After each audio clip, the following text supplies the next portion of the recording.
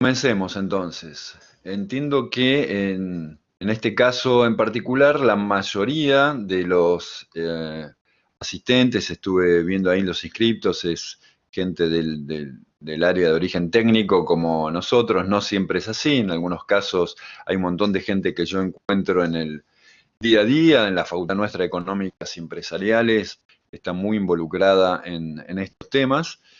Pero bueno, voy a hacer una breve reseña técnica de cómo comenzó todo esto, porque uno piensa que esta cuestión de transformación digital o la aplicación de la transformación digital a la industria es algo nuevo, menos en sus orígenes no es tan así.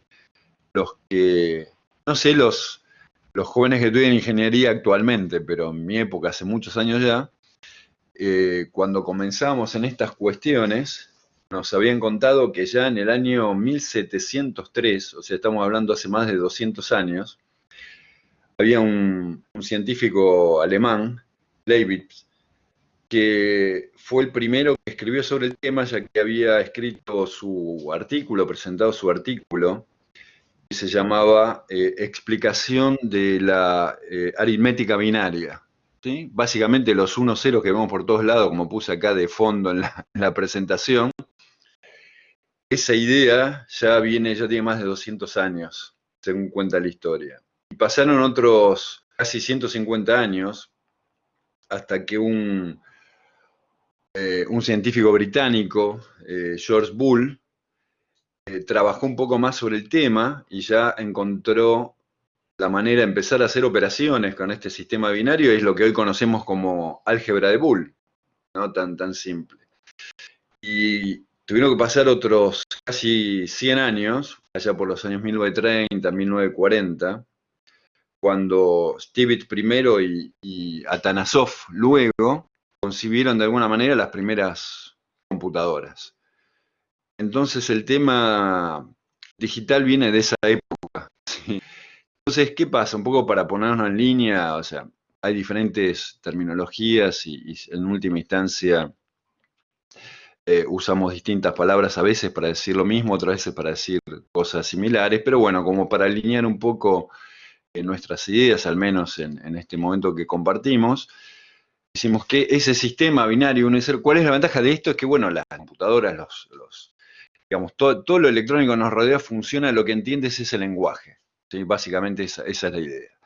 Entonces, todo de alguna manera, ¿sí? Desde la palabra, las imágenes que estamos viendo, diferentes tipos de operaciones, señales, dispositivos, todo funciona con esta lógica binaria. Entonces, esa lógica es lo que inicialmente se llamó digitización, ¿sí? Y el proceso, ¿sí? Para trabajar en eso es la digitalización. Entonces, la transformación digital, justamente lo que hizo es, bueno, hacer uso de esas tecnologías básicas habilitadoras para llevarlas a diferentes ámbitos.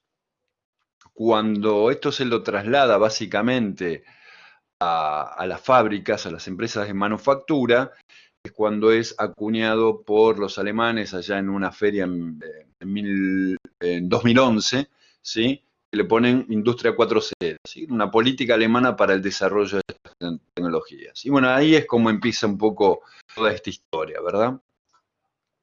Bien. Entonces, yo les comentaba recién que en realidad, cuando hablamos tanto sea de transformación digital o transformación digital aplicada a la industria de manufactura, en realidad no son tecnologías. De hecho, lo que decimos nuevas tecnologías en realidad no son tan nuevas algunas de ellas, ¿sí? Sino es ese famoso triángulo que se aplica también en estos casos, que es la base, ¿sí? De toda esta transformación, que son las personas, los procesos y las tecnologías. Entonces, realmente el impacto sobre las personas que trabajamos actualmente, o todos de alguna manera, ¿sí? Es realmente importante, porque son conocimientos, son disciplinas transversales, hay muchas cuestiones nuevas que debemos habituarnos. Evidentemente, esto del COVID este año ha impactado fuertemente y aceleró una cantidad de cambios en la sociedad.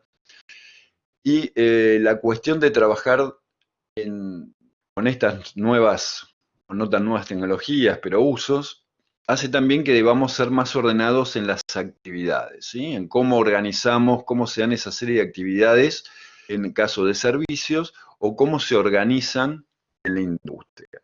Esos son ni más ni menos que los procesos, ¿sí? O sea, los procesos son una serie de actividades que van encadenadas.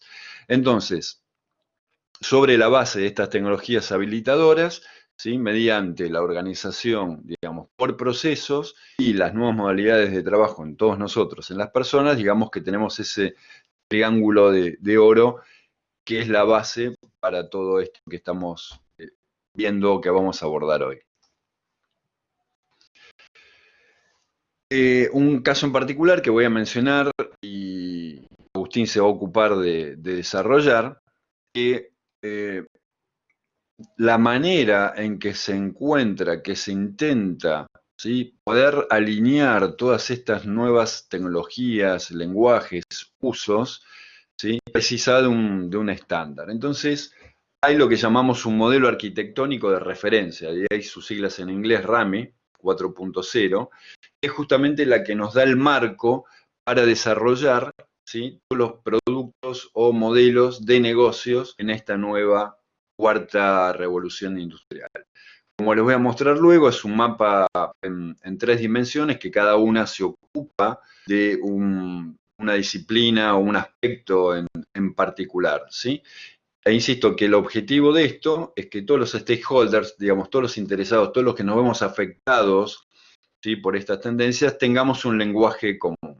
La otra cuestión muy importante de mencionar es que uno de los aspectos fundamentales en esto es la interconectividad e interoperabilidad. De eso se va a ocupar Agustín de mencionarlo en detalle. Como les decía, esto es un esquema de este modelo, de este estándar, de este modelo de referencia en la industria 4.0, donde verán que hay básicamente tres dimensiones. Una de ellas se ocupa, ¿sí? Desde el punto de vista de negocio, lo que sería el business, ¿sí? Que va en realidad desde el negocio, las áreas funcionales, la gestión de la información, la comunicación, ¿sí? La integración de los diferentes agentes y lo que llamamos, lo que se llama en este ámbito, los activos. Los activos serían como las unidades, como las células, ¿sí? O el origen de todo, o sea, pueden ser dispositivos, máquinas, partes, productos inteligentes, hasta conocimientos. Son todos los activos con que contamos para poder después ir subiendo en estas capas en los modelos de negocio. Después tenemos otro eje, el cual llamamos el ciclo de vida de flujo de valor. Todos sabemos que todas las empresas realizan actividades, las actividades van agregando valor, eso es lo que se llama el flujo de valor. Eso tiene un ciclo de vida, ¿sí? O sea, en algún momento empieza a crecer, se estable y en algún momento declina. Cada empresa tiene su cadena de valor, la interacción entre diferentes empresas, ejemplo, proveedor, empresa manufacturera, canal de distribución, usuario, todo eso se llama sistema de valor y uno de los desafíos en la transformación digital Industria 4.0 es que exista comunicación en tiempo real e integral de todos esos componentes del sistema de valor. Ahí se van a ver que está dividido en 2 bloques, uno el que se llama tipo y el otro instancia. El tipo es donde se da la concepción, o sea, desde el momento que se captura, recolecta o colecta datos de parte del consumidor, o sea, aquella persona u organización que tiene una necesidad, ya sea una oportunidad para explotar o un problema a resolver. Ahí existe algo que hay que atender a ello, se responde a ello a través de un servicio o producto, el cual se va desarrollando, inclusive se va actualizando ese desarrollo. Todo eso forma parte de ese bloque tipo. Y después ya instancia es cuando está en producción y uso. Bien, le había prometido a Agustín no extenderme tanto, así que voy a acelerar. Y por último, el tema, el tercer eje, que son los niveles de jerarquía, que ahí donde hablamos de los productos, los dispositivos en campo, las estaciones de trabajo, las unidades de trabajo, todo el mundo conectado desde un punto de vista más tecnológico. Entonces, esta interoperabilidad lo que nos fuerza es a estudiar y desarrollar lo que son las ontologías, la taxonomía, ¿sí? Y bien, pasamos directamente de eso, lo voy a dejar hablar a Agustín. Así que, bueno, les agradezco estos minutos y pasemos a escuchar a Agustín, que es realmente el especialista en estos temas particulares. Bien, Agustín, ¿estás por ahí? Te paso el control de la presentación. Perfecto, gracias Sergio. Bien, apago acá el micrófono y cámara, así no interrumpo. Dale. Ustedes me dirán si se escucha, se ve bien. ¿Estamos todos bien? Perfecto, Agustín, avanza. Bárbaro, bueno. Principalmente, primero antes que nada, gracias a todos los presentes, a la Universidad del Salvador, más que nada también por la oportunidad de dar la difusión de estas tecnologías. Y también por la línea esta que comentaba Sergio de la interoperabilidad, quiero comentarles que ahí es donde está el core o el fuerte o el núcleo de esta cuarta revolución industrial. Lo que sucedió realmente es que las empresas se han puesto de acuerdo en que cada una por su camino, con sus estándares, sus protocolos, sus formas de trabajo, si bien avanzaban, llegaban a un punto donde las máquinas, las personas y los procesos y los humanos necesitaban empezar a interconectarse para poder tener una cierta autonomía en su trabajo y empezar a interoperar a su vez, compartiendo información. En ese hilo importante que marca la comunicación es donde surge la necesidad de una interoperabilidad, de consensos, de ponerse de acuerdo en cómo se tiene que transmitir la información y en qué sentido para cada una de las partes, ¿no? Y es ahí donde nace esta compatibilidad, por así decirlo, entre las ontologías, que como dijo también Sergio, no son nada nuevo, sino que vienen hace mucho tiempo, como también en su momento venía hace mucho tiempo Machine Learning, y hoy ya es algo de todos los días. Y el objetivo, por lo menos de mi parte, lo que me he dado cuenta es que yo ya llevo trabajando con ontologías unos 7 años, y la difusión a nivel, por lo menos en Argentina, es muy escasa, ¿sí? Ya se está trabajando muy fuerte esto hace varios años en Estados Unidos, en Europa, inclusive obviamente en todo lo que está asociado a 4.0, y también fuertemente no solo manufactura, sino industria de servicios. Así que lo que yo quiero proponerles es que abramos nuestra mente, tratemos de entender, ya sea los técnicos o los no técnicos, los que estén ahora presentes, los que vean a futuro también esta grabación, que el objetivo es que quede disponible para que se pueda compartir y distinta gente se pueda empezar a interiorizar de esto. Y cómo podemos lograr esta interconectividad, digamos, entre componentes, entre distintas agentes, para lograr modelar, lograr razonamiento y cómo implica la inteligencia artificial todo esto.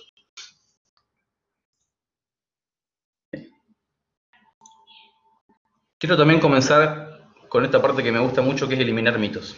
Mucha gente, como sabe que las ontologías y toda la inteligencia artificial viene fuertemente y muy claramente por algo necesario de la rama de investigación, de las ramas universitarias o académicas.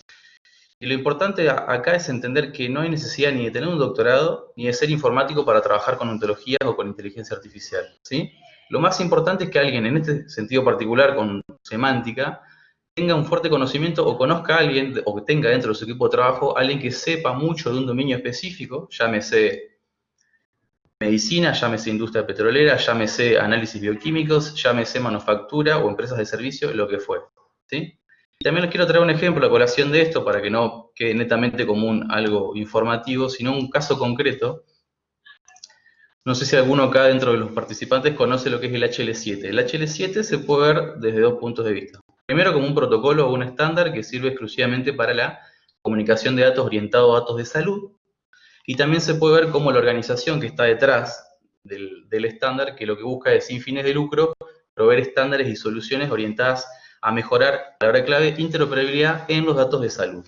Bueno, la persona que estuvo detrás de esto, la que fue uno de los que inició todo este proceso, no era ni informático, ni bueno, justamente es médico, no era doctor, lo que quiero decir es que no tenía estudios de doctorado en una universidad, sino que era un médico que tenía una problemática diaria que era esto de interconectar los sistemas y poder compartir la información.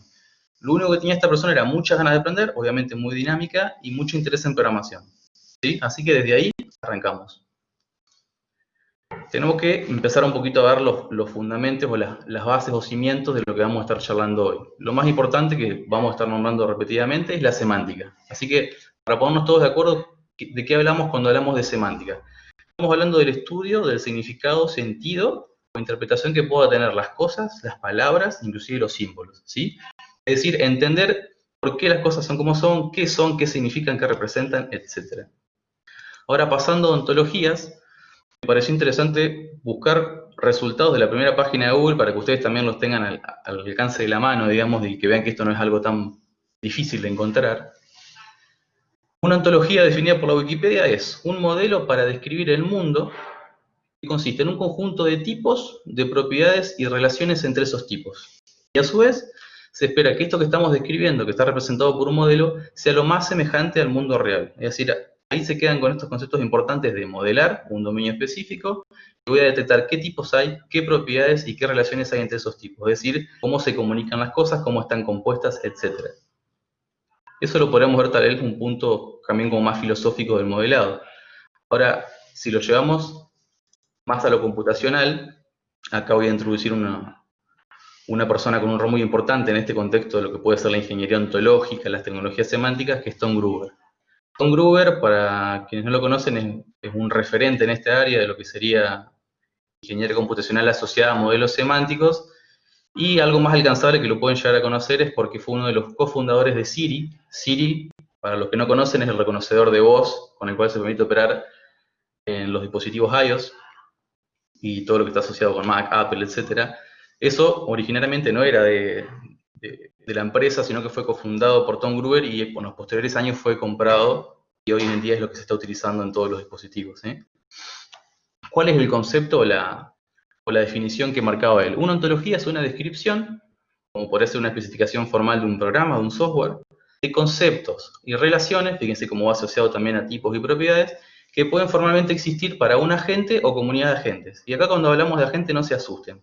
Piensen que un agente puede ser un programa, puede ser una persona, puede ser un conjunto de programas o puede ser inclusive una máquina. ¿Sí? Vieron que Sergio les comentaba esta sección donde hablaba de que los activos puede ser cualquier cosa con conocimiento. Bueno, en Instituto 4.0, cualquier parte que tenga algo de información que pueda exponerse sería como un agente donde yo necesito por ahí tener alguna suerte de interoperabilidad.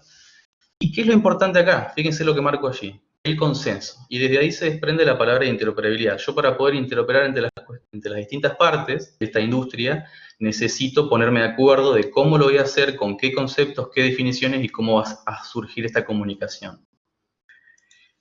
Y ahora ustedes me dirán, bueno, pero ¿qué hay de inteligencia artificial en todo esto si son solo modelados? Bueno, la parte importante aquí es el razonamiento automático. Es decir, yo a través de un razonador, que obviamente es un software hecho con ese determinado fin, voy a abastecer con mi ontología un modelado que va a tener restricciones, condiciones, reglas de negocio, y que me va a permitir hacer una suerte de razonamiento donde yo voy a poder generar conocimiento. Yo voy a dotar de información y de modelos de distintas relaciones y demás que vamos a ir analizando por ahora, y a partir de eso se van a generar ciertos procesos que me van a generar nuevo conocimiento sin necesidad de que yo intervenga, por así decirlo, tal vez inclusive estadísticamente. ¿Sí? Esto sería modelar dominios y reglas que yo conozco y que sé cómo funcionan. Ahora hagamos un poquito de historia de cómo llegamos a ontología. Lo primero que surgió como concepto fueron las taxonomías. ¿Sí? Las taxonomías lo que nos permiten hacer, que hoy en día se siguen utilizando, una ontología simple, podríamos decir que cumple el rol de una taxonomía, orientado a la clasificación. Es decir, yo tengo distintos individuos o distintos objetos o distintas cosas, por así decirlo, en mi dominio de problema, y yo lo que intento es clasificar. Por ejemplo, lo que tenemos ahí es una clasificación sencilla donde yo sé que un cobot, para los que no conocen, un cobot es un robot que puede interactuar con personas, es una suerte de robot, y a su vez una fábrica de manufactura podríamos decir que es un establecimiento. Fíjense que ahí lo que tenemos es una herencia o una definición de jerarquía de clases. ¿Sí? Estamos clasificando que un elemento pertenece, o una cosa, a una clasificación específica. Ahora, si vamos a un siguiente nivel, ya podríamos hablar de lo que sería un tesauro. Un tesauro parte de una taxonomía con su clasificación y nos permite incorporar relaciones. Fíjense cómo ahí en el modelo que teníamos anteriormente relacionamos únicamente una relación sencilla, que un cobot está relacionado a una fábrica de manufactura. ¿Sí? Si bien estamos limitados a que únicamente podemos definir que existe una relación, ya nos da la posibilidad de lograr eso. Y si ya nos vamos a un siguiente nivel, cuando hablamos de ontología estamos logrando que estas relaciones y estas clasificaciones puedan ser más expresivas y otras cosas más que ya lo vamos a estar comentando. Y fíjense cómo nuestro modelo ahora no solamente está definiendo relaciones, sino que le da expresividad a esas relaciones. Fíjense, en el caso de lo que estamos viendo ahí, cómo el cobot ahora interactúa con tanto otros robots como personas, con una relación que ya está más expresiva, y a su vez está instalado, no solamente que está relacionado a una fábrica de manufactura. ¿Sí? Esto para que ustedes entiendan cada una de las etapas por las cuales fue pasando el modelado hasta llegar hoy a la importancia en la interoperabilidad. Ahora, si nos vamos a centrar en lo que sería tecnologías semánticas a nivel general, podríamos decir que contamos de tres partes. Por un lado, las reglas, que las vamos a definir con restricciones, con condiciones suficientes y necesarias, con reglas específicas en lenguajes determinados, con modelos, donde yo voy a definir cuáles son mis jerarquías, cuáles son las relaciones que existen, qué propiedades tienen esas cosas y cómo se relacionan, y a su vez voy a colocar cierta información o datos, que vendrían a ser lo que uno conoce como los registros en la base de datos o en los sistemas. Bueno, acá le llamamos individuos, cargamos la información en nuestra ontología, y con toda esa información, lo que vamos a lograr es, a través del uso de un razonador, que es una porción de software que se encarga de hacer esta inteligencia artificial, generar nuevo conocimiento, ¿sí? Ahí, como pueden ver en pantalla, tenemos la definición a grandes rasgos de tecnologías semánticas, donde vemos que son tecnologías que nos permiten manejar las relaciones que tenemos entre los datos y las reglas, y a su vez cómo se vinculan entre sí. Esto sería con el objetivo de que tengamos mucha mejor organización, una mejor estructura para el conocimiento, y así lograríamos esta suerte de acceso inteligente que le va a permitir a los recursos, ¿sí?, ya que pueden ser usuarios, sistemas, componentes, etcétera, poder mediar con las intenciones que van a tener en distintos momentos, y obviamente depende de la información que tengan disponible en ese momento. ¿Sí? Ahora vamos a hablar un poquito de cuáles son las problemáticas que venimos a atacar en todo esto que les estoy comentando.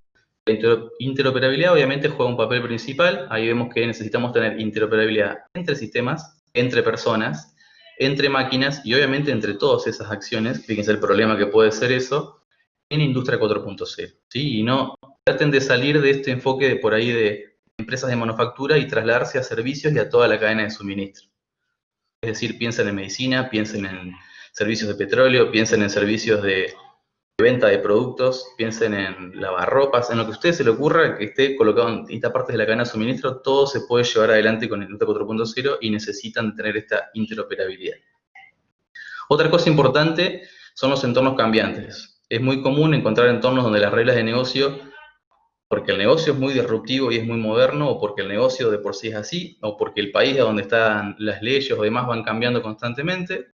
Argentina por ahí podría darse como un ejemplo particular. Los entornos son muy cambiantes y las reglas de juego constantemente están cambiando. Esto genera un gran problema, por ejemplo, cuando estamos hablando de implementaciones con sistemas. Comúnmente estas reglas de negocio están colocadas o escritas en un código fuente, con un lenguaje de programación específico, y eso queda embebido en código, ¿no? Cuando nosotros necesitamos una modificación, ¿qué tenemos que hacer? Hablar con la gente de sistema, programar cómo va a ser ese cambio, impactar, generar una nueva versión de software, y recién ahí podremos tener esta atracción que, más allá de que hoy en día hay mucho asociado a integración continua y demás que nos permite acelerar esos procesos, siguen teniendo las trabas de siempre.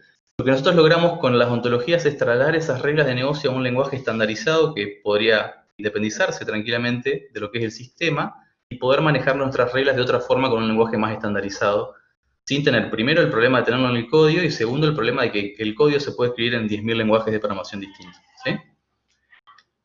La ambigüedad va asociado directamente a la diferencia que puede haber de significaciones cuando alguien está hablando de una cuestión o de un concepto y otra persona piensa algo distinto. Las ontologías buscan aplanar esa ambigüedad para que todos puedan cambiar la información concisa y hablar de lo mismo de la misma forma, no solo personas, sino sistemas, procesos.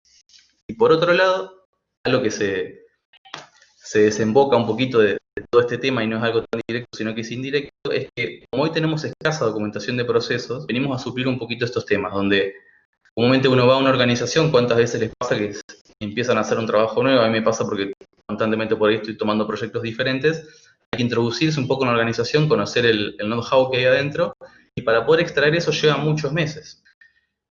Con las ontologías, si cada uno en su lugar o su empleo o en su organización tuviera los modelos, los procesos y los demás, todo diseñado a través de estos estándares, podría tener una mejor comunicación sin necesidad de que alguien tenga que entender o sentarse con personas que saben del tema, sino poder hablar ese único lenguaje e interoperar entre personas en sí mismas.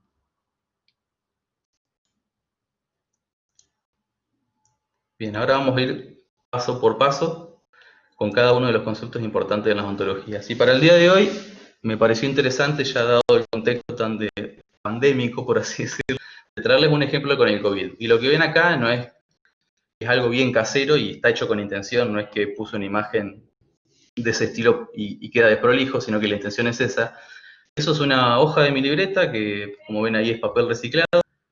Y lo que traté de hacer es, bueno, quiero hacer una aplicación que me permita, ¿vieron? Por ejemplo, la que tenemos esta de QR donde se responden ciertas preguntas. Y creo que la aplicación misma no la usé del todo, pero nos avisa de si somos sospechosos de COVID o algo por el estilo.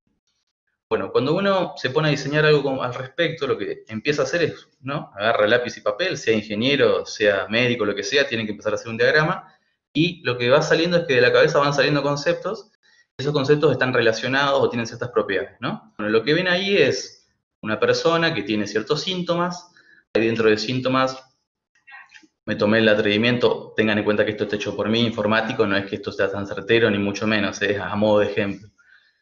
Como síntomas tenemos, por ejemplo, la dificultad respiratoria, la fiebre, la anosmia, que si no me equivoco era la dificultad o la falta del gusto, la diseusia, que va asociada a la falta del olfato, o al revés, no me acuerdo cuál de los dos, y la oenofagia, que sería como una molestia al tragar, y por último la tos. Por otro lado, tenemos otro concepto que sería la patología, que en este caso nos interesa exclusivamente la hipertensión, podríamos tener más, porque eso genera una condición de riesgo, y de la persona tenemos ciertos atributos, como por ejemplo el DNI, nombre, apellido, el embarazo, si existe, y la sospecha de COVID, que podría ser una propiedad emergente, ¿no?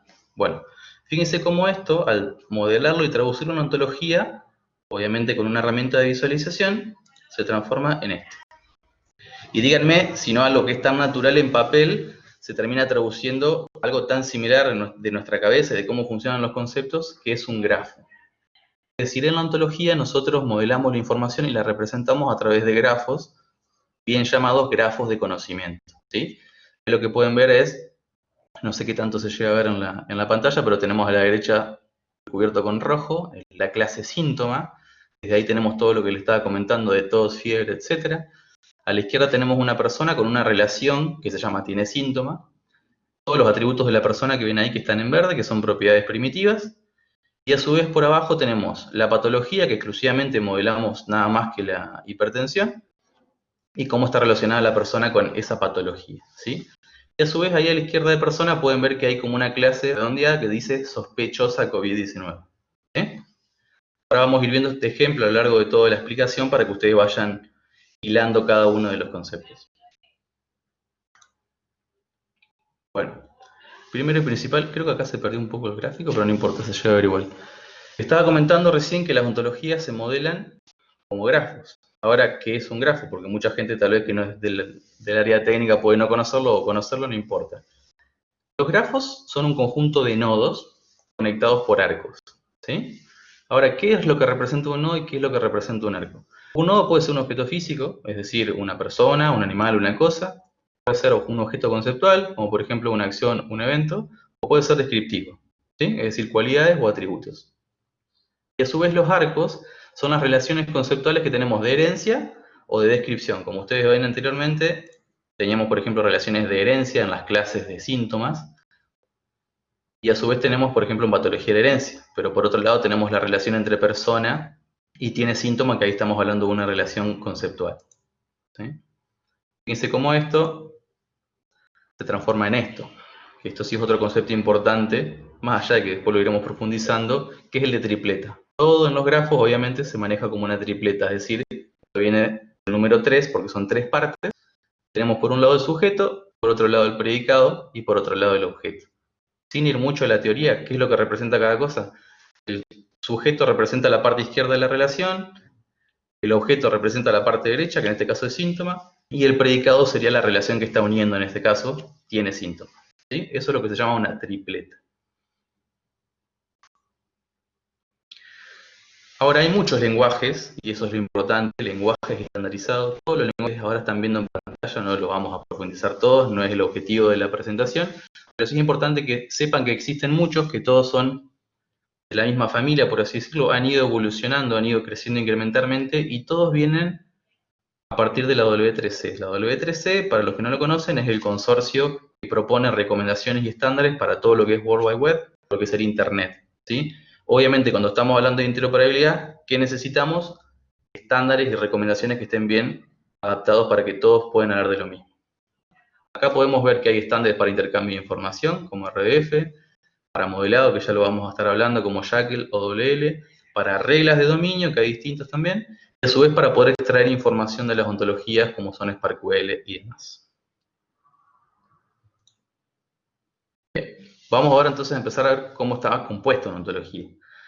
La composición de la ontología se define casi íntegramente con el lenguaje que se llama OWL2, viene de Ontology Web Language, y es obviamente uno de estos estándares que está propuesto por la W3C. Ahí les estaba nombrando recién qué era la W3C, es el consorcio internacional que les comentaba. Y ahora les voy a apuntar rapidito para ir después al detalle cuáles son los componentes. Primero las clases, que dijimos que eran los conceptos o ideas básicas que se intentan formalizar en un dominio. Síntoma, persona, patología, etc. Después tenemos restricciones. Esas restricciones comúnmente se modelan con OWL o con Jekyll, que es otro de los lenguajes.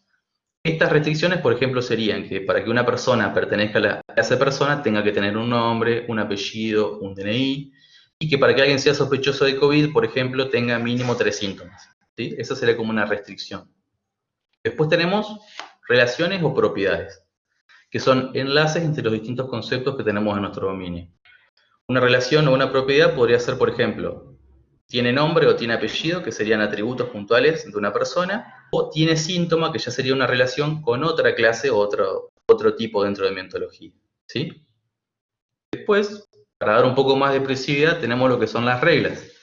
Las reglas serían las reglas de negocio asociadas al dominio, a las clases y a las relaciones que poseen los mismos. Nosotros tranquilamente podríamos decir que si una persona tiene una edad y esa edad es mayor a 60 años, entonces podríamos generar un nuevo conocimiento determinando que esa persona es perteneciente al grupo de riesgo. Lo mismo si esa persona tiene una patología y si esa patología, por ejemplo, es del tipo hipertensión. ¿Sí? Eso ya vamos a ver cómo se modela. Obviamente esto no va a estar dentro del código fuente, sino que va a estar aislado en nuestra ontología para poder trabajar con la inteligencia artificial a partir del razonador. Y por último, y no menos importante, tenemos las instancias. Las instancias, lisa y llanamente, pueden ser el equivalente a los registros en las bases de datos, es decir, son los objetos determinados que tengan distintas propiedades y relaciones. En mi ontología, por ejemplo, la persona Agustín, con nombre, apellido Juan Agustín Martínez, con DNI, etc., es una instancia y así es como se denominan las ontologías. Bien, vamos a empezar ahora por lo que son las clases. Las clases dijimos que eran los individuos, objetos o entidades que comparten características en común. ¿Sí? Ahí a la derecha, si se llega a ver, pueden ver que es una imagen de uno de los IDEs de desarrollo o entornos de desarrollo de ontologías, que es muy visual, se llama Protégé, ya lo vamos a ver un poquito más adelante. Ahí pueden ver a la izquierda, en la parte que hay como una herencia, como una subdivisión anidada, eso lo que determina es la herencia de clases que yo les comentaba, donde, por ejemplo, patología, tiene una subclase que se llama hipertensión, persona tiene una subclase que se llama sospechosa COVID-19, y síntoma tiene las subclases de anemia, dificultad respiratoria, diseusia, etc. ¿Sí? Todas esas son clases que tienen distintas jerarquías y demás. Ahora, una clase puede tener una definición donde se indiquen, por ejemplo, qué propiedades y qué relaciones tiene que tener un individuo para pertenecer a una clase específica, que serían como condiciones necesarias y suficientes para que un individuo pertenezca a una clase. Acá podemos hacer una comparativa con lo que son los sistemas tradicionales. En los sistemas tradicionales, uno dice, bueno, voy a insertar un nuevo registro en este sistema que es una persona o que es un animal o lo que fuere, y eso va directamente a una tabla, por ejemplo, en una base de datos que ya tiene predestinado que ahí se cargan las personas. En la ontología esto no funciona tan así, sino que lo que hacemos nosotros es cargar un individuo, lo dotamos de propiedades y relaciones con ese individuo y con otros, y a partir de ahí nosotros podríamos determinar a qué clase pertenece, sea una o más, y qué otras relaciones y conocimientos se van generando a partir de lo que yo modelé. Ahí a la derecha pueden ver un poquito en chiquito que figura que una persona tiene apellido, y dice SOM, eso lo vamos a ver que son algunas restricciones, también lo mismo con DNI, con nombre, y arriba habla de los síntomas, en este caso que está seleccionada la de sospecha COVID-19, ahora lo vamos a ver con las restricciones. Ahora, cuando hablamos de propiedades, ¿qué estamos diciendo? Estamos hablando de esas características que son aplicables a los recursos y que también pueden representar relaciones que existen entre dos recursos u objetos. Es decir, hay dos tipos de propiedades. Uno son, y esto es bien técnico, las llamadas object property, que son relaciones entre objetos o individuos que son de clases diferentes. Por ejemplo, yo tengo que la persona Juan Agustín Martínez tiene la relación, tiene el síntoma con el síntoma 2, por ejemplo, ¿sí? Y a su vez tenemos las que son de tipo de dato o data type properties, que son relaciones entre objetos de una clase con un dato primitivo. Dato primitivo representa una cadena de texto, un valor entero, un valor flotante, etc. Datos que son bien puros y primitivos. Por ejemplo, el nombre Juan Agustín es un dato primitivo y pertenece a la relación tiene nombre de data type property, ¿sí? Y a su vez, estas propiedades pueden tener dos atributos importantes, como no, que son el dominio y el rango. Con el dominio hacemos referencia a partir de dónde nace esa relación y con el rango hacemos referencia a partir hacia dónde va esa relación. ¿Qué quiero decir con esto? Si por ejemplo tenemos la relación tiene síntomas entre persona y síntoma, persona va a ser el dominio de esa relación y síntoma va a ser el rango. ¿Sí?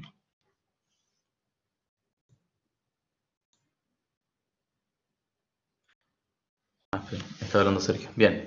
Bien, estas son cositas un poquito más avanzadas, no va tanto el caso de lo que le queremos demostrar, pero voy a nombrar algunas simples. A las propiedades nosotros le podemos dar distintos tipos o podemos asignarle un tipo. Algunas sencillas, por ejemplo la transitiva. Si yo digo que A tiene una relación con B y es del tipo transitiva, entonces voy a decir que B tiene una relación, perdón, esta era la de la transitividad. Si A tiene una relación con B y B tiene una relación con C, entonces A tiene una relación con C. Esto quiere decir que si existen dos relaciones anidadas, yo podría definir que la relación que cruza también se genera y eso sería como un nuevo conocimiento. ¿Sí? A su vez tenemos lo que sería simétrico. ¿Qué ejemplo les quiero dar acá? Si A tiene una relación con B, entonces B tiene una relación con A. ¿Qué podríamos decir acá? Que si yo tengo una persona como amigo y tengo la relación tiene amigo, la inversa tranquilamente sería válida, ¿no? Entonces, ¿qué es lo que hace la ontología en este caso? Deduce esa información sin que en realidad esa relación esté existiendo, sino que se genere.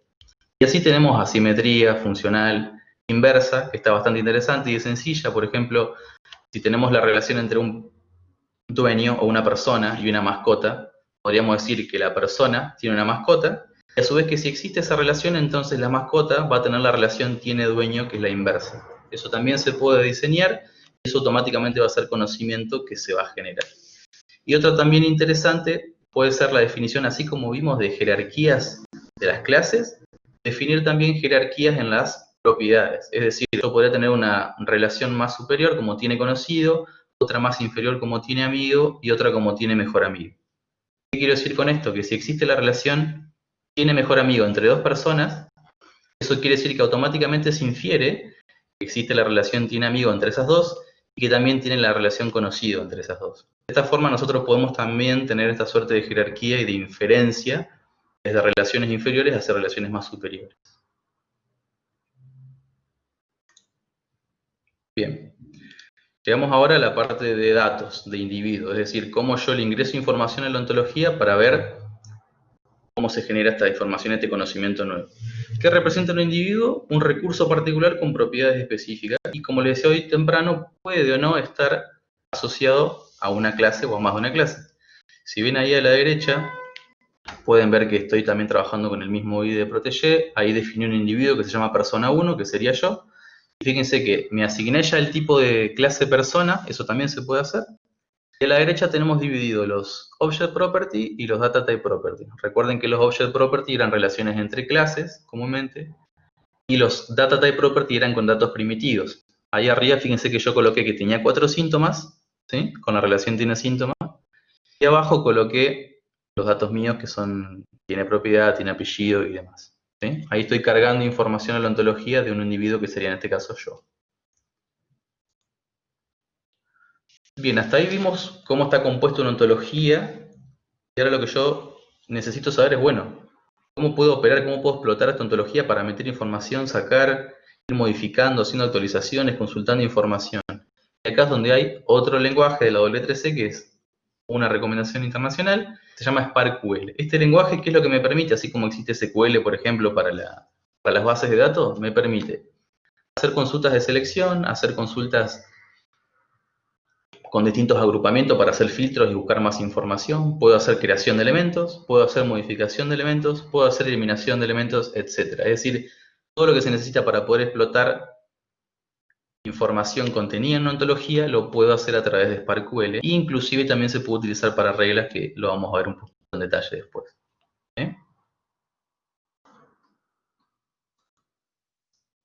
Acá lo que pueden ver es una consulta, ¿sí? No va tanto al caso porque esto sí tal vez sea un poquito más técnico para que ustedes vean que es muy similar a cualquier otro lenguaje.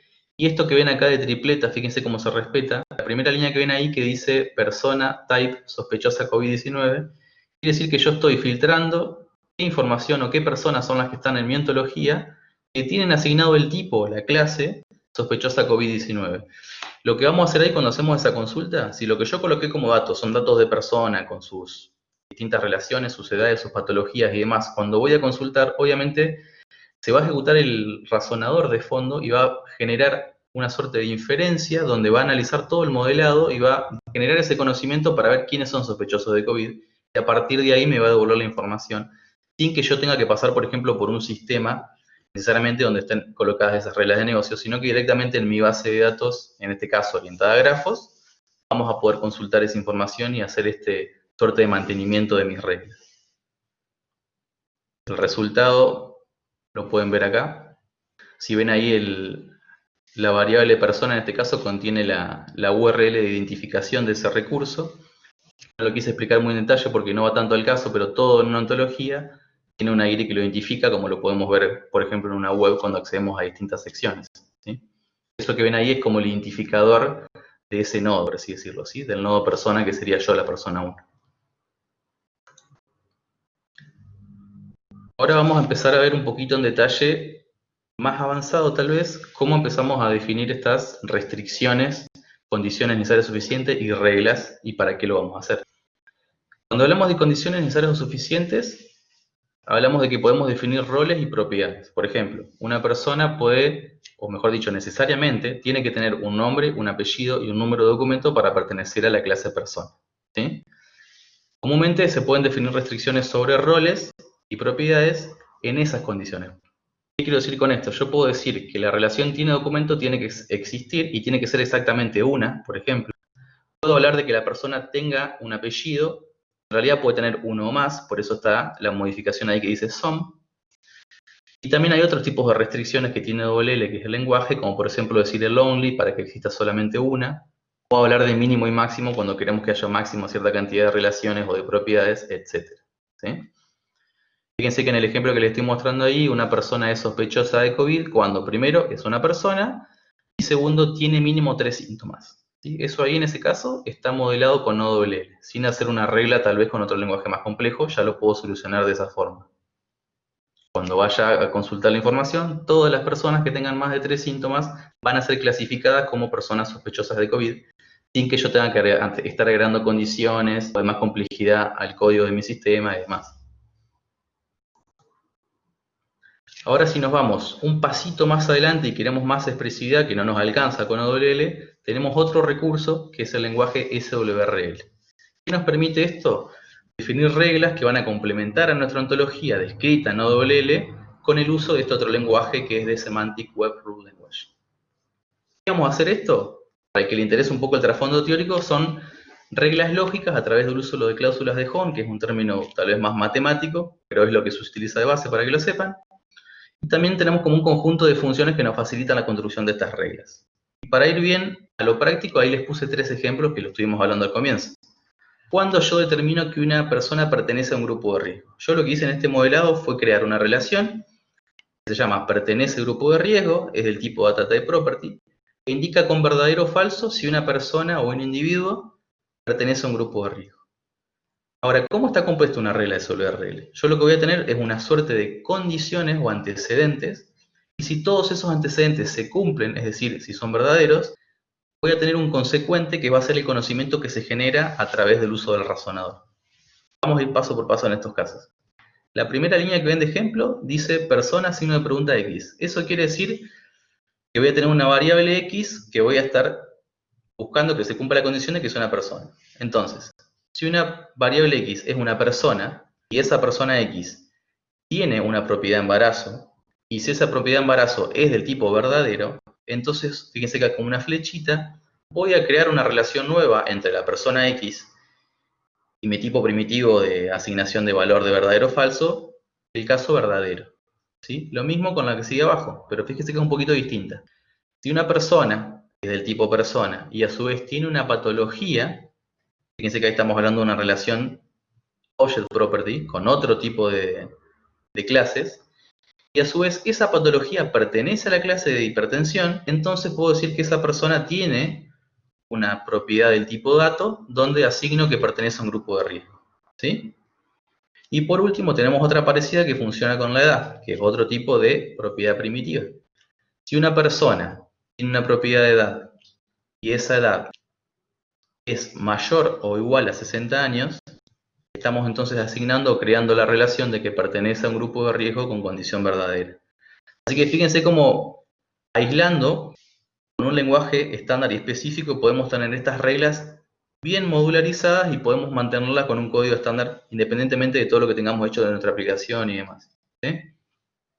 Espero que eso vaya quedando claro, como no tenemos este ida y vuelta, por ahí, si alguno quiere hacer una pregunta, puede escribir, de última Sergio lo está viendo, me lo puede pasar, así que no hay ningún problema, pero creo que venimos bien, ¿no? Sí, sí, sí, inclusive como somos pocos no hay inconveniente, yo les decía, si alguno quiere preguntar o comentar algo, nada más que por un tema de orden, levanta la manito ahí, está en el menú abajo, y ahí habilita, abre el micrófono y pregunta o conversa o comenta, sin ningún problema. Perfecto. Bien, entonces fíjense cómo vamos pasando por cada uno de los pasitos que tenemos que cumplir para ir incorporando cada vez más expresividad, ¿no? Empezamos definiendo clases, relaciones, jerarquía en las relaciones, en las clases, y ahora empezamos a darle de estas reglas de negocio con cada vez más expresividad. Traten de cada uno en su dominio o en lo que uno es experto. Creo que por ahí había alguien que también estaba dentro de la rama de la química, que es algo que a mí me interesa mucho algún día aplicar de esto. Todas las reglas que hay de trasfondo que pueden aplicarse para poder definir ciertos procesos y poder lograr estas reglas de negocio bien aisladas y mantenidas. ¿Sí? Esto es muy aplicable a reglas muy cambiantes y negocios que necesitan estar constantemente actualizando esas reglas de negocio. Y ahora vamos a pasar a lo más moderno que tienen las ontologías. Este lenguaje, por así decirlo, se incorporó en el año 2017, así que está bastante fresquito. Se llama Shackle y lo que nos permite es definir de una forma mucho más expresiva dos cosas puntuales. Primero, las constraints, que vendrían a ser las restricciones. Esto por ahí que yo les hablaba de condiciones necesarias y suficientes, vendrían a cumplir un poco ese rol. Y por otro lado, las reglas, que vieron que hasta ahora podríamos hacerlas con algunas condiciones o restricciones y también usar un poco de SOLRL. Obviamente SOLRL tiene sus limitaciones, igual que OWL, y a partir de reglas, con el uso de Shackle tenemos mucha más expresividad y logramos, por así decirlo, superar esa brecha que teníamos para lograr, digamos, más expresividad. Esto es muy sencillo y tal vez es muy técnico porque no tengo en este caso el IDE que yo uso para desarrollo, que es libre. Sí lo tenemos en algunos clientes privados, pero no lo puedo estar compartiendo por acá. El modelado de una validación con Shackle, donde yo lo que estoy diciendo ahora, si bien ahí parece muy, muy teórico, es que una persona puede tener distintas propiedades, y ahí las que ven son tiene nombre, tiene apellido y tiene DNI. Fíjense que aparece una palabrita que dice min count. Eso es una de las propiedades o de los predicados que tiene Shackle para indicarme que la cuenta mínima de esa relación tiene que ser 1. Así como está el min count, tenemos muchos más, pero no es lo fuerte que le quiero mostrar hoy de validaciones con Shackle, sino que vamos a pasar a la siguiente slide. ¿Qué son las reglas? Las reglas con Shackle tienen la particularidad de que unas de ellas nos permiten usar SparkQuery. Si se acuerdan, SparkQuery era el lenguaje que yo les comentaba de consulta, que es súper expresivo y que existe hace bastante tiempo en las ontologías. Lo que nos permite hacer Shackle es usar las consultas en SparkQL para obtener cierto filtro de la información o tratar de percibir cierta información de mi ontología y poder construir conocimiento nuevo. Si bien acá en estos dos ejemplos, fíjense que hay un predicado que dice ahí RDFS comment. A la derecha, por ejemplo, en la izquierda dice embarazo, condición de grupo de riesgo. Y la regla que está a la derecha dice hipertensión, condición de grupo de riesgo. Bueno, vayan un poquito más abajo en la regla de la izquierda primero. Fíjense que la parte que dice construct tiene dos partes. Primero, una que dice construct y otra que dice where.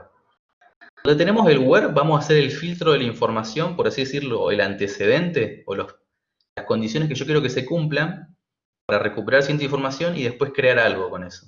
En este caso, lo único que estamos haciendo es usando una variable que se ve ahí como this, ¿sí? Que va a ser las veces de persona. Fíjense que estamos filtrando de que esa variable this sea del tipo persona y que tenga la propiedad tiene embarazo en true, es decir, en verdadero. Si yo tengo una persona que tiene un embarazo, en la parte del construct voy a hacer la construcción de una nueva propiedad que se llama pertenece al grupo de riesgo, que es similar a lo que vimos en SWRL, ¿sí? Solo que expresado de otra forma. A la derecha tenemos algo muy similar con el caso de la patología. Lo que estamos haciendo es buscando todas las personas que tengan una patología y estamos filtrando que esa patología sea del tipo hipertensión. Es decir, si yo tengo 5 individuos en mi ontología y de esos 5 individuos hay 3 que tienen la patología de hipertensión, a esos 3 les va a crear una relación que se llama pertenece al grupo de riesgo y lo va a poner en verdadero. ¿Sí? También tenemos acá a la izquierda, que me acabo de dar cuenta que acá puse 65 y en la otra puse 60, perdónenme ese error. Estamos haciendo una consulta de todas las personas que tienen una edad, en este caso que era una propiedad, recuérdense, de tipo primitivo, es decir, un dato, y yo un dato lo puedo filtrar con operaciones como por ejemplo mayor, menor, igual, distinto, etc. Ahí lo que estoy haciendo es filtrando que la variable edad sea mayor o igual a 65 años.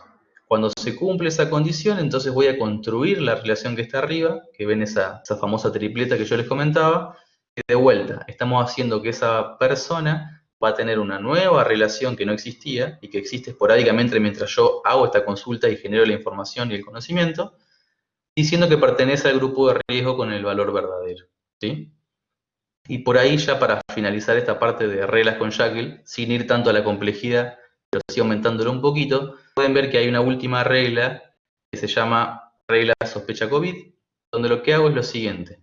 Busco todas las personas, fíjense que está el this rdf type persona, y abajo hago un filtro con una condición. Ese filtro con esa condición tiene otra subconsulta más, que lo que hace es, busca todas las personas con síntomas, hace una cuenta de cuántos síntomas tiene cada una de esas personas, y fíjense que abajo aparece un filtrito que dice having. Eso lo que quiere decir es que tiene que existir una cuenta de síntomas mayor o igual a 3. Fíjense que en este caso tenemos obviamente un poco más de elaboración de la regla y cumple la misma condición que lo que vimos hoy con OLL, que se escribía como un min tiene síntoma 3. ¿Sí? Hay algunas cosas que hacerlas con Jekyll es un poco más complejo, pero hay algunas cosas que son un poco más sencillas como lo que estamos viendo a la izquierda y que nos dan mucho más expresividad porque con SparkQL podemos lograr consultar absolutamente todo, hacer funciones de agregación, de cuentas y demás, que son cosas que no podemos hacer con SWRL, no podemos hacer iteraciones, no podemos asignar variables, etc. ¿Sí? Así que bueno, ¿cuál es la idea? Que ustedes se lleven eso de cómo podemos diseñar estas reglas y cómo cada una de ellas las vamos pasando por distintas etapas para hacer la suerte de comparativa. ¿Sí? Recuerden, cada uno en su mente vaya pensando en su dominio de problema, para qué pueden usar esto.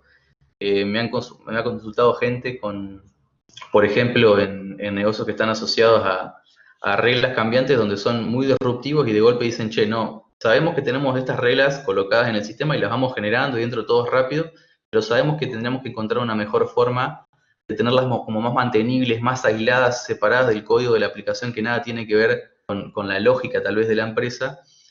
Y esto se puede usar tranquilamente para hacer procesos cortos, donde yo tenga que insertar cierta información para tomar una decisión ágil a partir de reglas y generar ese dato. ¿Sí? No necesariamente tiene que ser un sistema grande y complejo para escalar, puede ser aplicable a muchos niveles.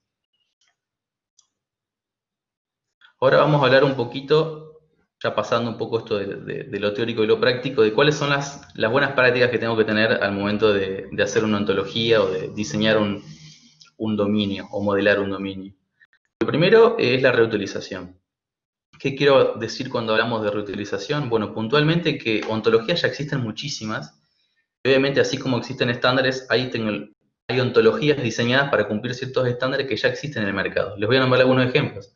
HL7 tiene ontologías, como por ejemplo para los análisis bioquímicos existe una que se llama LOINC, que nos permite manejar un cierto acuerdo ya de conceptos, relaciones y demás. Entonces, ¿qué es lo que uno tiene que hacer? No voy a reinventar la rueda, si estoy dentro de un dominio que ya existen, ontologías diseñadas para eso, voy a buscar y sobre esa base de última voy a empezar a construir un poco más, ¿sí? Otro punto interesante es buscar la legibilidad humana además de la expresividad. Es muy común que uno en el afán de tratar de modelar todo el problema se concentra en tratar de ser lo más expresivo posible y de explicar todo, pero al fin y al cabo ese se olvida de que lo que uno está haciendo lo tiene que mantener uno mismo y otras personas que tal vez no conozcan tanto el dominio como yo lo estoy entendiendo en ese problema. Por lo tanto, es importantísimo que sea legible por otros humanos y que sea entendible. Y ahí engancho con otro concepto importante que es la documentación del vocabulario. Es decir, tenemos que encontrar, seleccionar y editar tanto términos como propiedades. Ejemplo, la clase persona o la clase síntoma dentro de mi ontología puede representar una cosa que en otra ontología representa algo distinto, más abarcativo o menos abarcativo. Entonces lo importante es que yo etiquete todos mis recursos con distintos predicados que existen como el comment, el related, etcétera, donde yo explique, inclusive en distintos lenguajes, qué es lo que quise modelar con eso o qué representa en mi ontología, ¿sí? Con respecto a metodologías, hay varias, no era el objetivo de hoy explicárselas a todos, pero más o menos lo que hay que tener en cuenta es que hay muchas metodologías y buenas prácticas, pero no todas son aplicables a todos los organismos. Hace un ratito también estaba Laura Caliuco, que es una persona con la cual trabajo en una empresa de Technology for Industry, y lo que nos suele pasar muy seguido es que vamos a una empresa y más allá de que vos estés trabajando con una metodología que comúnmente funciona, depende de la idiosincrasia y demás de esa empresa, vas a tener que hacer adaptaciones o trabajar de otra forma, ¿sí? Así que, ¿cuál es la recomendación acá? Que si bien uno tiene que manejar todo el abanico de metodologías que existen, uno mismo vaya documentando cuáles son las metodologías y las buenas prácticas que en cada organización donde va a trabajar puede aplicar y sabe que ha funcionado, ¿sí? Que eso también se documente, inclusive con las mismas ontologías se puede hacer a través de procesos, para que el que venga atrás o uno mismo más adelante sepa qué es lo que tiene que hacer y cómo, ¿sí? Y por otro lado, también como para cerrar un poquito estas buenas prácticas, la utilización y búsqueda de herramientas constantes que faciliten el modelado. Obviamente, constantemente salen herramientas nuevas y tecnologías, como por ejemplo las de visualización. Ese gráfico que ustedes ven ahí de la ontología y esa representación, hace 7 años no existía y era muy difícil encontrar una herramienta que lo visualice prolijo. Hoy en día está, por ejemplo, Bowl, que yo les dejé el link en la diapositiva, que es una herramienta donde uno sube el archivo de la ontología y puede ver bien visual cómo están interconectados los componentes para sentarse a hablar con cualquier problema, perdón, con cualquier persona de cualquier problema que esté afectando, en este caso, al dominio en cuestión. Y bueno, y por último, obviamente el trabajo en equipo y la verificación gradual de toda la información que nosotros vamos agregando a la ontología a medida que va cambiando el dominio. Bien, entonces vamos a hacer un breve repaso de cuáles son los problemas que teníamos y ahora cuáles son las ventajas que encontramos en el uso de estas ontologías. Cada uno en su mente me imagino que irá hilando para qué lo puede aplicar. Tal vez no, tal vez les lleve un poquito más, pero seguramente algo les va quedando de cuáles son las ventajas. Repasando, interoperabilidad, ya seguro están cansados de escuchar este término, pero es muy importante que les quede que Industria 4.0 apunta a eso, a ser interoperable y a lograr autonomía de agentes entre los distintos componentes de la industria. No solo entre agentes que pueden ser máquinas, sino también personas y sistemas, ¿sí? Por otro lado, flexibilidad, es decir, cuando tengo un negocio que tiene reglas cambiantes, donde necesito adaptarme constantemente al entorno, los lenguajes estándares son muy necesarios y en este caso el modelado de reglas a partir de lenguajes estándares aislados de mi código, de mi aplicación, es muy importante. Expresividad, esto creo que se da un poco por todo lo que estamos hablando, ¿no? De cómo yo estoy modelando en profundidad un problema. Comúnmente cuando uno se sienta a modelar, más del cuadrito que yo hice al comienzo no queda, sino que acá estamos hablando un poquito más de nivel de profundidad y hasta llegar a bien aquí la cuestión de cada uno de los modelos. Con integración estamos hablando de que cuando hay interoperabilidad, y es un problema que no solo está en Industria 4.0, sino que de antes, estamos hablando también de integrar sistemas, que es algo que yo también vengo trabajando hace mucho tiempo, y es decir, llega una empresa, hay que hacer un sistema nuevo, lo que fuere, obviamente tenemos sistemas que ya estaban y hay que interconectarse. Eso es un problema muy común, las ontologías sirven mucho para eso, y en Industria 4.0 también pasa mucho. Yo más adelante les voy a comentar un ejemplo de un laboratorio donde tenemos sistemas legacy, máquinas también que generan información y que es complicado después poder trasladar toda esa información por toda la cadena de suministro. Y por último, y esto ya es un poco personal, el tema de compartición. ¿Qué quiero decir con esto? Es muy esencial porque la ontología, una vez que la generé a todas las empresas donde hemos ido, nos pasa que después la ontología no es que la utilizan únicamente para resolver el problema para el cual se originó, sino que queda como una documentación pública que todo el equipo de trabajo lo puede tener, ya sea para desarrollo, con esto hablo de sistemas, puede ser también para la parte de procesos, porque visualmente uno rápidamente puede ver todos los conceptos que involucran a la organización y eso va evolucionando con el correr del tiempo y cualquiera lo puede consultar y más o menos ya se puede hacer una idea visual de cuáles son los conceptos importantes, qué significa cada uno, cómo están relacionados, etc. Ahora vamos a hablar un poquito, no ir yendo tan a lo profundo, pero que para que el técnico se quede con algunos conceptos donde pueda después profundizar y para que el no técnico sepa más o menos qué tendría que tener alguien o qué conocimiento necesita ir a buscar para poder subsanar todos estos conocimientos. Sí, ahí antes, Agustín, te interrumpí, antes de pasar a este último tramo, no, que es un buen momento si alguno tiene, insisto, ¿no? Si alguno tiene preguntas o quiere compartir alguna opinión o experiencia, así ya después sí entramos directamente a este tramo. Si alguno quiere preguntar algo, aprovechamos ahora. Bien, escuchamos. Damos unos segundos a ver si alguien quiere consultar algo, si no, seguí. Bueno, vamos a hacer un breve silencio a ver si alguien se anima. Parecería que no, pero bueno. Bueno, pero yo tengo fe que más o menos se va entendiendo, ¿sí? Porque ¿cuál es el objetivo también de todo esto? Que realmente a mí lo que me pasa, por ejemplo, y esto ya un poquito personal mientras hacemos este break, es que constantemente llegan ofertas, tal vez para irse, porque estas tecnologías se utilizan mucho en Europa, en España, puntualmente también en Italia, en Francia y en Estados Unidos y Canadá, por ejemplo, y buscan gente muy especializada y estos temas acá todavía no se están logrando implementar. ¿Por qué? Porque la gente tiene ese concepto de que esto es difícil, de que esto es para el área de investigación, de que esto no es aplicable a la industria. Y obviamente al final le vamos a estar mostrando algunos casos bien puntuales de cómo esto es aplicable. Y bueno, el objetivo también es que esto trascienda y pueda difundirse. Así que bueno, continuamos.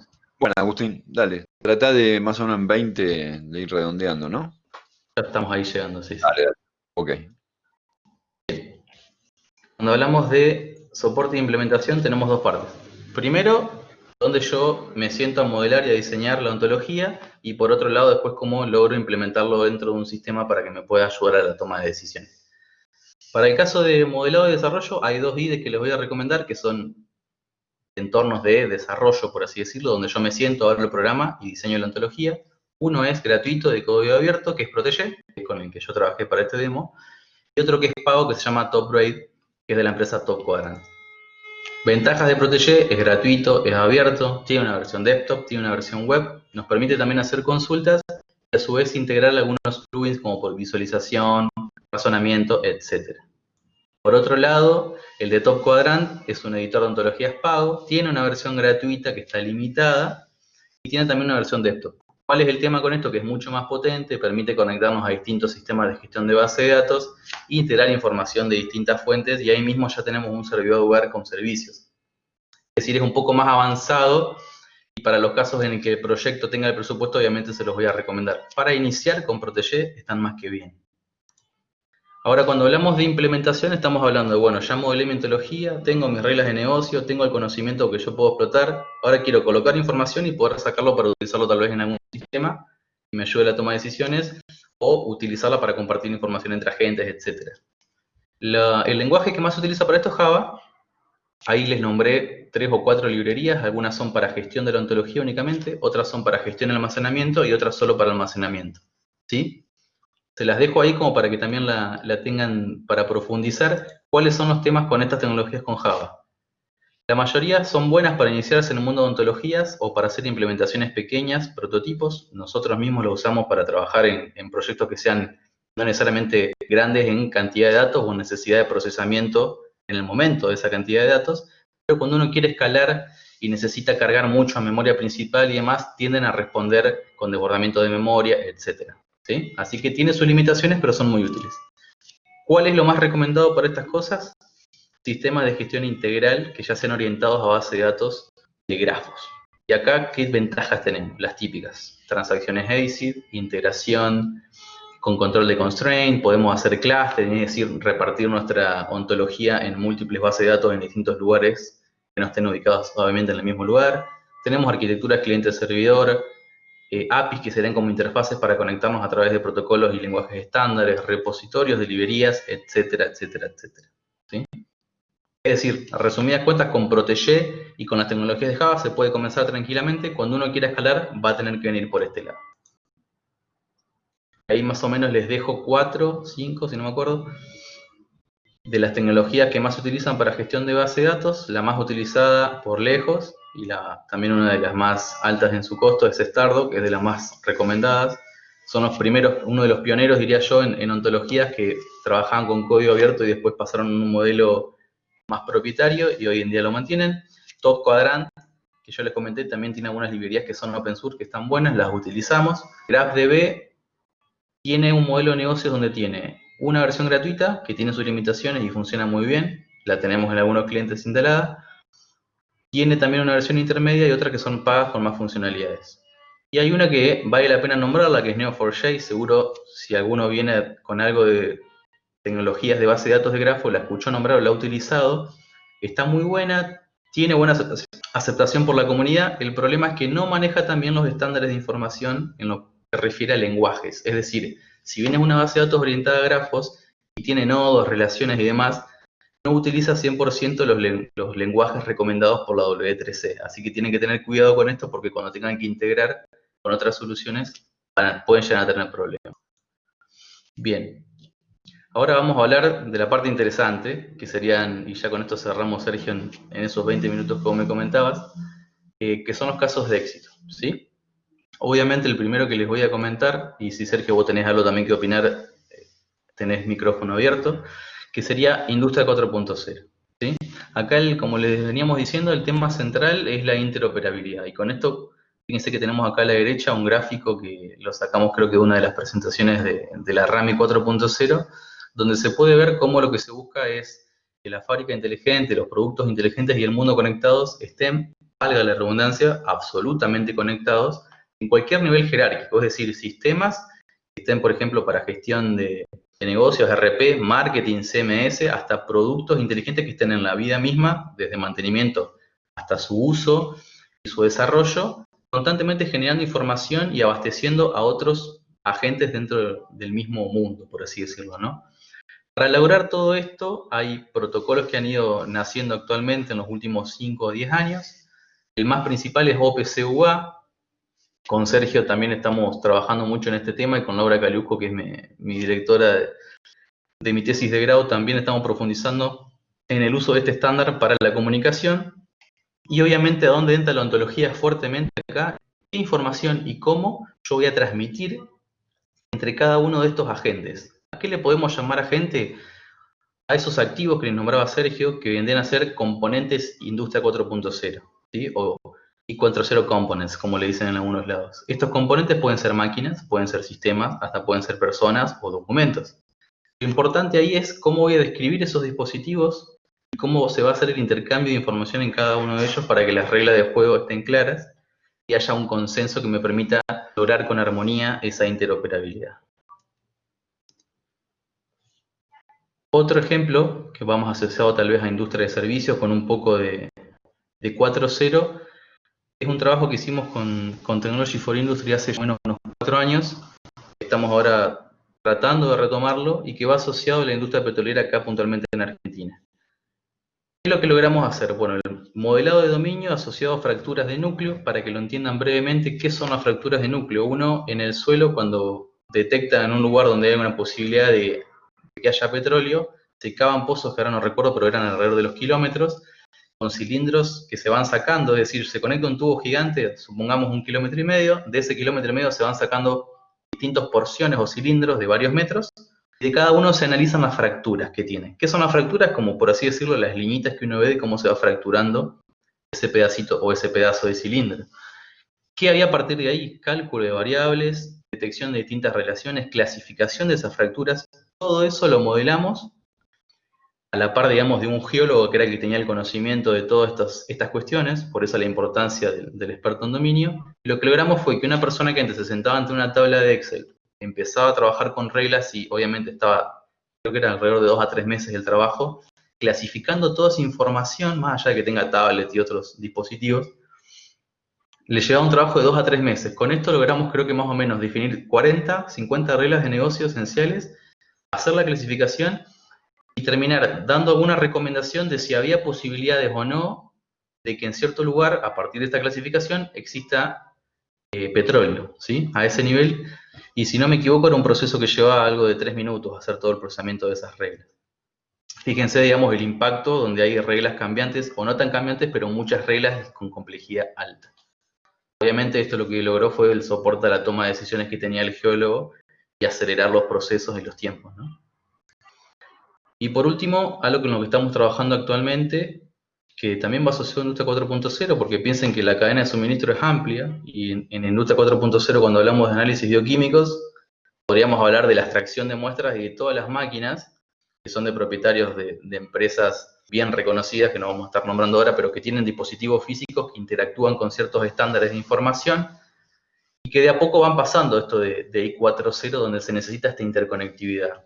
Lo que hicimos en este caso fue un poquito más adelante en la cadena de suministro, en un proceso que se llama validación preanalítica o posanalítica, depende cómo lo quieran ver, el análisis o la validación de datos bioquímicos. Es decir, definimos todas las reglas, cuáles son los valores posibles para cada uno de los distintos análisis en este laboratorio, relacionamos los datos con los datos históricos de los pacientes para ver hacer una suerte de clasificación. A partir de esto, el trabajo, por así decirlo, que realizaba un bioquímico todos los días analizando todo lo que iba llegando, lo pudimos hacer a través de un sistema donde se procesaban todos los análisis y a partir de ahí indicaban, bueno, esta persona tiene valores esperados, esta persona tiene un valor que la muestra seguramente fue incorrecta, así que hay que mandarla a reprocesar. Este análisis bioquímico está dentro de valores que son muy puntuales y a su vez reglas más específicas relacionando datos del paciente, no necesariamente el valor si era mayor o menor a un entero, sino por ejemplo si la persona había tenido una patología y si esa patología estaba asociada a un análisis que se había hecho anteriormente, si la persona era de un sexo o de otro, y así sucesivamente con reglas que van avanzando en complejidad que al día de hoy lo estamos trabajando. Y conectamos también ahí lo que les charlaba hoy, de que a futuro vamos a usar el protocolo HL7 en este laboratorio para todos los sistemas, y puntualmente HL7 se asocia con una ontología que se llama LOINC. Vieron que yo les comenté esto de reutilizar. Bueno, LOINC es una ontología específica para análisis bioquímicos. Lo que hicimos es buscar todas las equivalencias, que ese es un gran trabajo también, de todas las codificaciones que tienen de los análisis en el laboratorio, las equiparamos con la ontología de LOINC y le dimos esa compatibilidad. Para que después a futuro, cuando se implemente el protocolo, toda la información que viaje esté de acuerdo al estándar. ¿Sí? Así que bueno, ya con eso cerramos. Ahora sí, si tienen preguntas, gracias a todos y estamos abiertos. Bueno, muchas gracias, Agustín. Como decías, bueno, dejamos abierto acá el espacio si alguno quiere hacer una consulta. Voy cerrando la presentación para vernos un poco mejor. Ahí estamos. Bueno, no sé si alguno quiere hacer una consulta, como decíamos, algún comentario, está bienvenido. Y bueno, mientras tanto le agradecemos mucho su tiempo, esperamos que les haya resultado interesante. Tratamos de ser un poco, bueno, Agustín en particular, que es el súper especialista en el tema, no profundizar tanto, ya en futuros webinars, de acuerdo a la audiencia, se va a profundizar y especializar y enfocar mucho más en el tema en particular. Así que bueno, no sé, hago 10 segundos de silencio por si alguno quiere abrir el micrófono o consultar algo, y si no, ya nos vamos despidiendo. No sé, Agustín, si quieres hacer algún comentario final. No, espero que haya quedado, bueno, me alegro que ahí por ahí estoy leyendo a Daniela que se ha sido clara la explicación. Espero que cada uno vaya con la almohada pensando, que no se quede solo con el webinar y qué interesante, sino de que realmente, sin interés de difundir a nivel lucrativo, sino a nivel de que necesitamos hoy en día en Argentina, difundir estas tecnologías que son las que nos pueden marcar una diferencia en la llamada economía del conocimiento asociada a la transformación digital. es lo que necesitamos realmente me parece a mí, para salir adelante como país, y es lo que veo que están haciendo en otros países. Así que nada, si alguno tiene alguna duda, por favor pregunten tranquilo. Si les tienen alguna idea, me pueden mandar un correo sin problema, yo estoy abierto. No, no hay ningún cobro por consulta ni nada, al contrario, vengo del palo de la industria de software, así que somos bastante colaborativos por ese lado.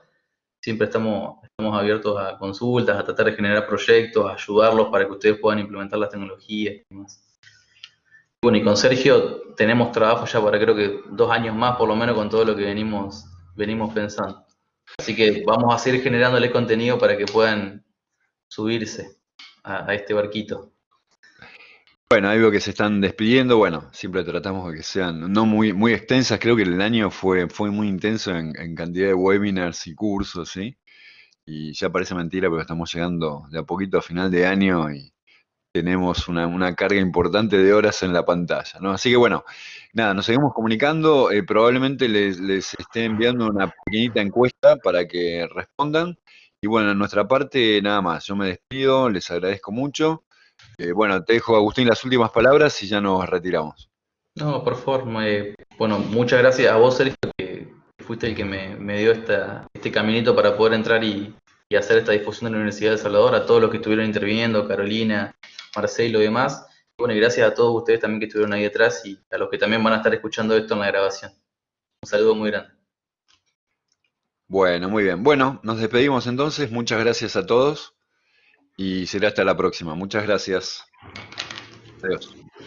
Hasta luego.